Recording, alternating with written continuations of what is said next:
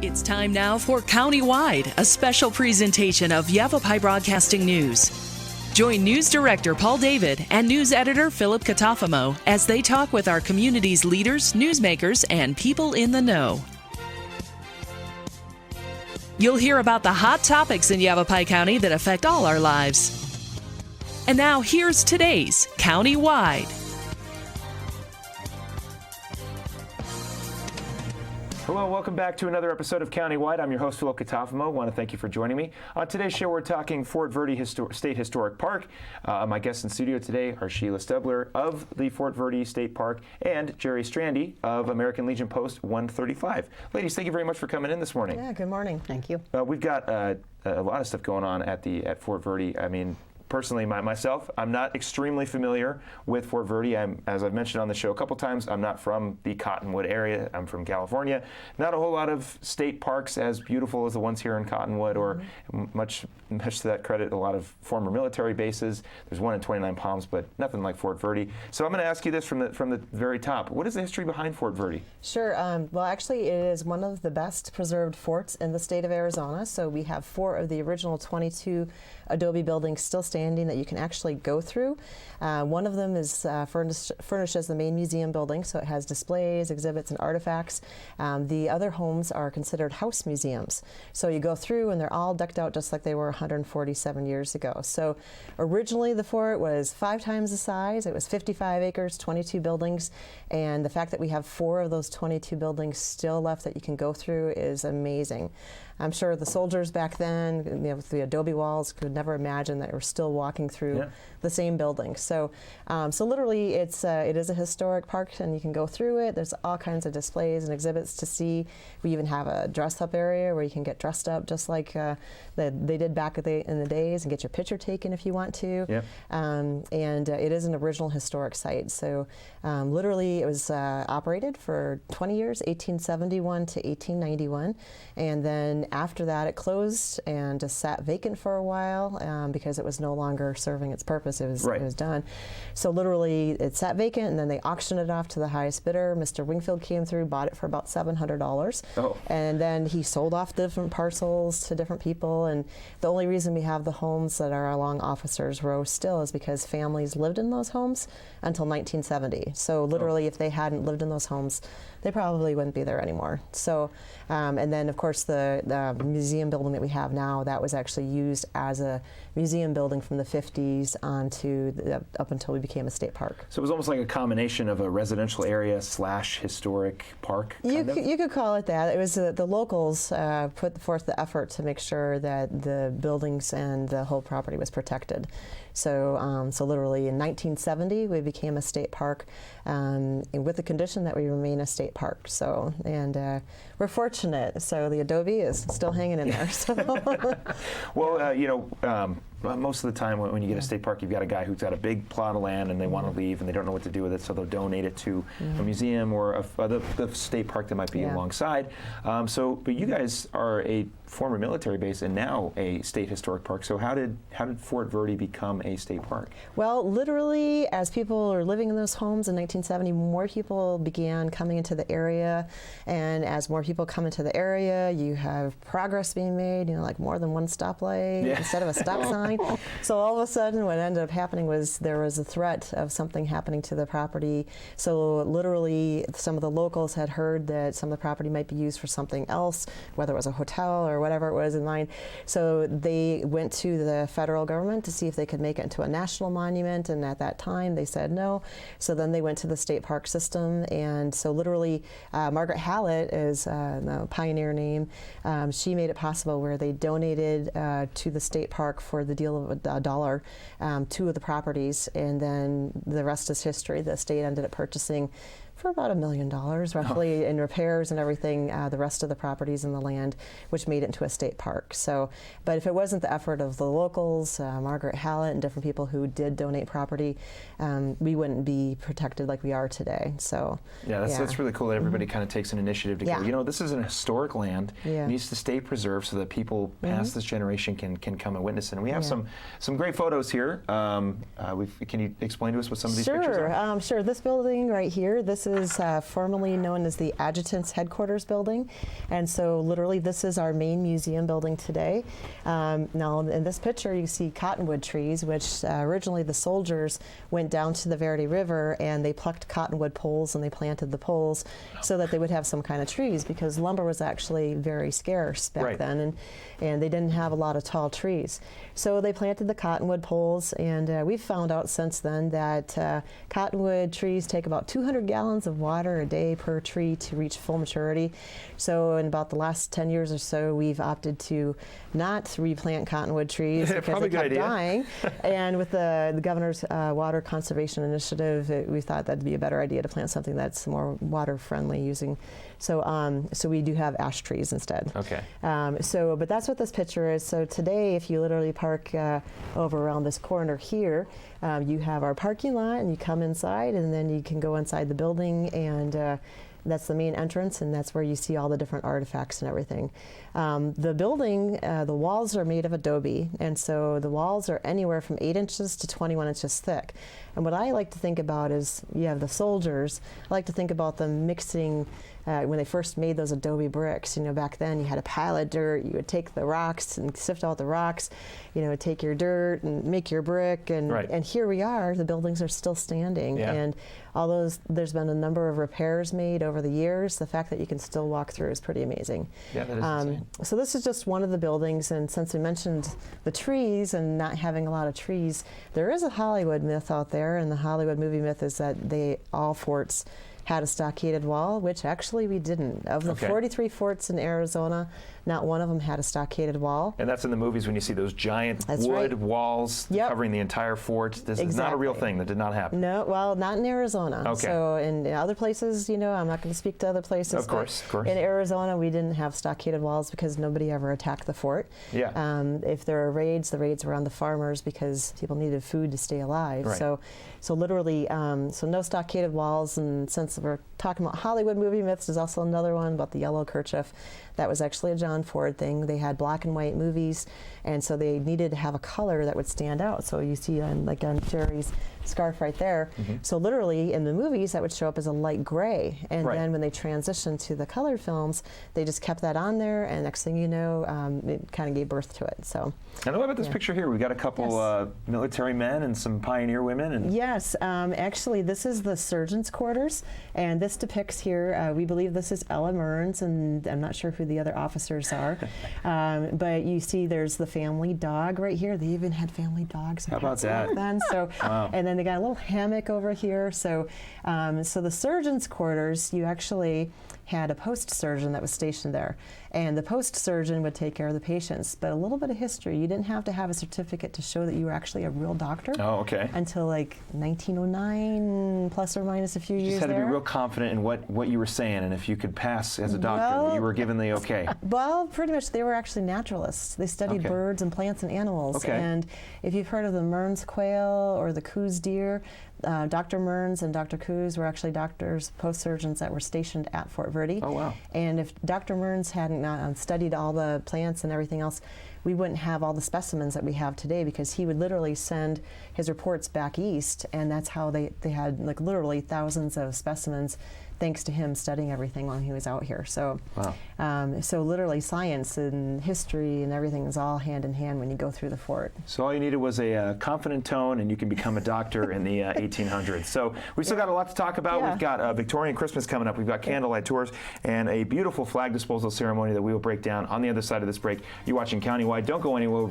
We'll be right back.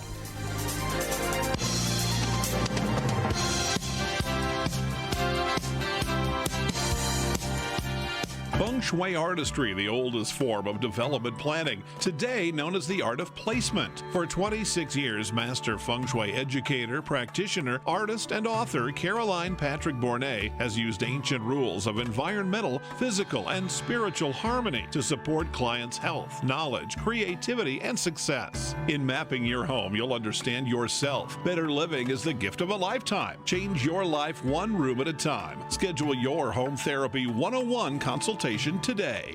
Show your customers how much they matter to you. Follow up with a real card in just 60 seconds with Send Out Cards. Send out cards makes it easy for busy professionals to leave a memorable impression. Stay in touch with a simple one-step process from your phone or computer to their mailbox. Call Judy today at 928-202-2557. That's 928-202-2557. Been hearing about the crazy benefits of CBD? Find out how CBD can help you at Sedona's #1 resource, CBD Sedona. Come in for a free consultation and let our trained medical staff help you find the perfect product for you. Pain-relieving salves, full-spectrum oils, honeys, teas, cookies, and even CBD for pets.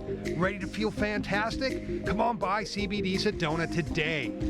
Metaphysics. What does it mean? It's a branch of philosophy, literally beyond the science of matter. Sedona's University of Metaphysics studies the ultimate nature of existence, reality, and experience. Join 14,000 graduates in over 120 countries, helping others in counseling, coaching, ministry, and much more. The University of Metaphysics is here to serve the best in you so you can serve the best in others. universityofmetaphysics.com.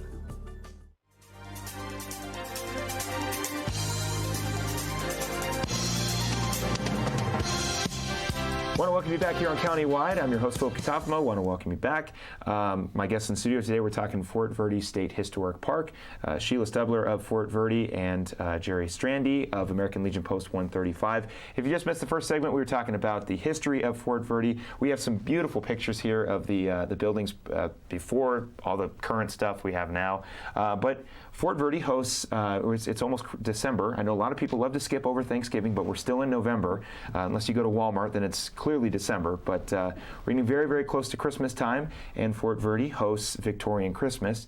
And Sheila, can you break us down? What is Victorian Christmas? Sure. Well, actually, they did more with less back then. So one of the things that we do, we have a Victorian ornament workshop. And so we open that to the public for free. So literally, you just have to show up between 10 to 2 on December 7th. And we have the tables all set up, and we have fabric and lace and ribbons.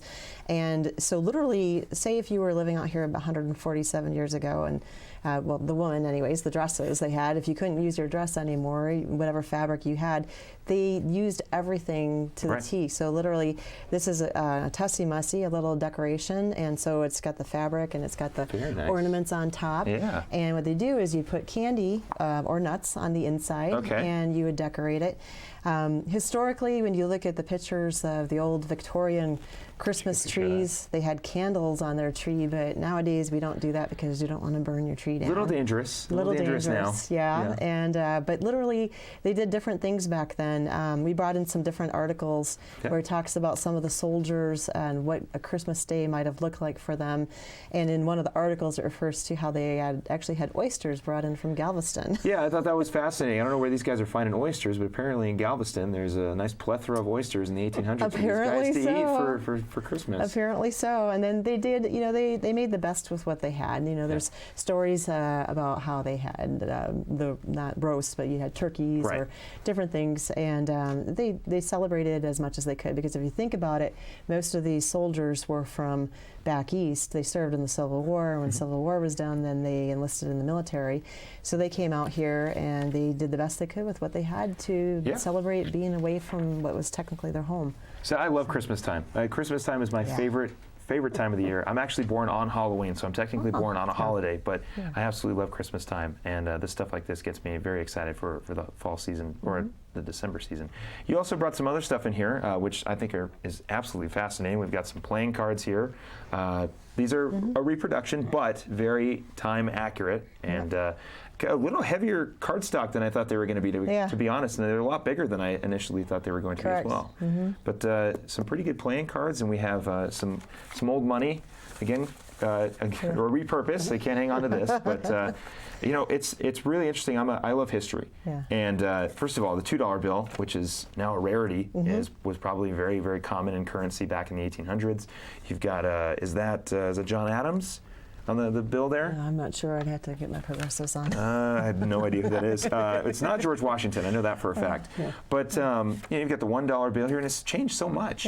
Currency has changed in an incredible amount. And of Yeah. course, we changed amounts. We have the $100 bill now. We have the $5 bill, and if you're lucky, maybe you find a $500 bill. But yes, it's that, and it doesn't go fascinating. quite as far nowadays. No, it does not. No, That's the we've biggest definitely, change. yeah, definitely have lost its value consistently. Yeah. I'm pretty sure this paper here might be a little more worth than the dollars we have now. But Yeah. you've also brought this. This is called a housewife. Yes, it's a sewing kit. So a soldier would carry that, and we got a haversack here. Yes. So you carry different things in your haversack. And so when you had those holes in your breeches that you needed to stitch up, you would put a little patch, and there's a little sewing kit, and you'd have your little safety pins and your needles and thread and spare buttons. Yeah. So when you needed those, you're good to go. So no reason for having holes in the breeches. Yeah, really. Yeah, of course. When you're on the battlefield, you want to make sure everything's nice and kept up and sewn in. And so this is nice. It's actually a nice, really nice fabric here as well. And a Victorian Christmas. Let's get back to the main topic here. What are, of course, ornaments? Very, very common now in modern day Christmas, as well as the Christmas tree, minus the candles. We're not putting them on the Christmas trees anymore. We're putting them more away from the stuff that can be flammable. What other traditions have carried over from the 18th century or 1800s Christmas till now? I would say like music, music, decorations, basically people getting together and celebrating and being together as a family. That was the biggest, because if you imagine you're out here in the territory and it's uncharted territory, there's not a lot of development at all, nothing out here. So it was seen as a pretty desolate post. So literally, when we do the candlelight tours, the idea is we all dress up in period clothing. Yes. We guide people through the homes to show what the scenes would have looked like with the trees. We have a tree in each of the buildings that we put up. And then we have different volunteers that come in and help decorate between the Tussie Mussies. And we actually have some fake popcorn because we don't want the rodents to eat the real popcorn. No, do not want that. Cranberries, that was a tradition, when you sow the cranberries. I actually remember doing that as a kid too. So those are some of the traditions. So music, festivities, those are some of the big traditions. Back here in one of the articles, it talks here about, it says here from Lieutenant John Bigelow, "We took dinner with the heirs. It was the most refined and enjoyable entertainment I have been to since my return here. It was quite like civilization. We had raw oysters, from Galveston, I presume, soup, turkey, and vegetables, plum pudding," everybody heard about plum pudding, of course, "and a cold plain mangue-like dish of fruits and nuts, with claret and Cook's Imperial." And I'm not sure if that means some type of a butter, perhaps. The cooking and serving were both good. And so those are just, and these are things that the soldiers literally documented. He also talks about having some pork. And then, let's see, and then here it says here, "There being no one in the camp who knew how to make a barbecue, I had got the packer who had some experience, he said, in cooking beef's heads to undertake the cooking of my nice piece of pork." So love some beef head while you're on a nice Christmas day. There's a very strong tradition in the Catalfamo household when we cook a nice beef's head. But Victorian Christmas is from December 7th to January 4th, and that is hosted at Fort Verde, correct? Yes, sir. And then the ornament making is Saturday, December 7th from 10 a.m. to 2 p.m. Do you guys still put in candy and nuts and stuff inside? We do. We do. Wow. Actually, we have a group called Hold the Fort. It's a 501c3 nonprofit made up of volunteers, and they've raised funds. And so when we do the candlelight tours, as well as we do Fort Verde Days and History of the Soldier and the Buffalo Soldier events, they provide funding so we can purchase candy and things like that, because if we can't, so they provide the funding for that, so we can do that. Now, when we come back on the other side of this break, we're going to get a chance to talk about this beautiful piece of material right here, the American flag. And if you have a American flag that you need to get retired, well, on the other side of this break, we're going to talk to you about how you can get that done. Don't go anywhere, right here on Countywide. We'll be right back.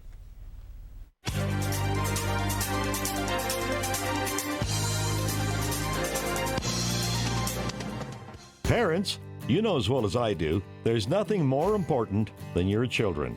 Don't you love to look in their eyes and see the love? Make sure they can see that love in your eyes by having their eyes examined. You can't tell how well your kids see, but Dr. Houston at Camp Verde Eye Care certainly can. Call 567-3330 to make an appointment.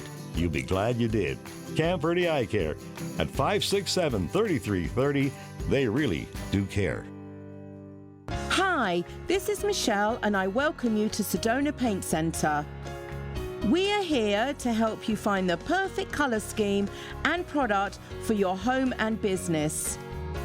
Enjoy free in-store and in-home color consultations and free paint samples in a color of your choice.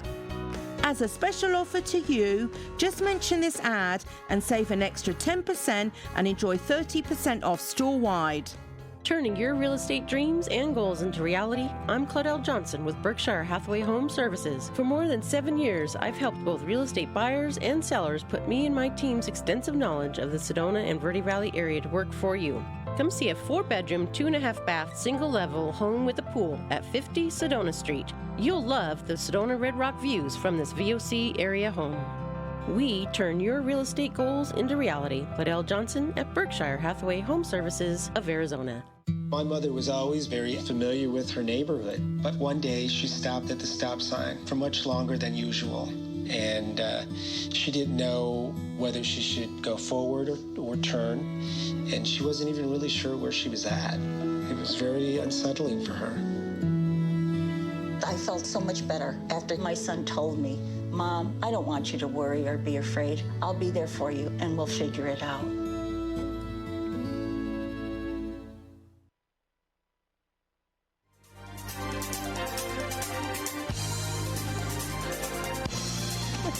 I want to welcome you back here on Countywide. Our last segment, we talked about Victorian Christmas. Now we're going to talk about the flag disposal ceremony. I said retirement. There's actually two completely different ceremonies when you want to dispose of a flag and also retire it. So I'm going to turn it to Jeri Strande, who is of American Legion Post 135 in Cornville. And Jeri, you brought in an American flag. I would assume this one is not going to be disposed because it is still in beautiful condition. But you know, you told me at the break, I sent us to break and said that it was retiring a flag, but actually they're two different ceremonies. Correct.